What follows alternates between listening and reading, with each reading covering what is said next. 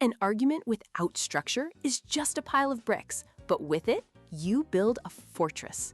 For thousands of years, the most persuasive orators have used a secret weapon, a classical 6-part blueprint for building irrefutable arguments, a model that guides an audience from curiosity to total agreement.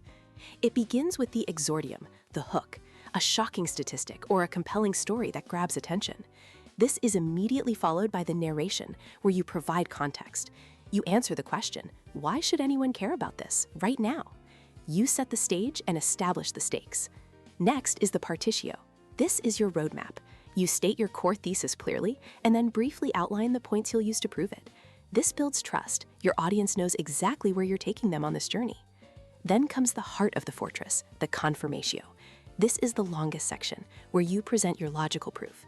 You bring in the statistics, the expert quotes, and the relevant anecdotes to build your case, brick by logical brick. But a great argument doesn't hide from the opposition, it seeks it out. In the refutatio, you defend your fortress.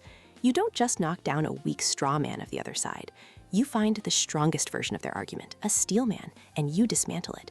This demonstrates true confidence and intellectual honesty, disarming doubt before it can even form. Finally, the peroratio, your grand finale. You don't just summarize, you ignite emotion. You end with a powerful call to action, transforming your thesis into a vision for the future. You leave your audience not just convinced, but inspired to act.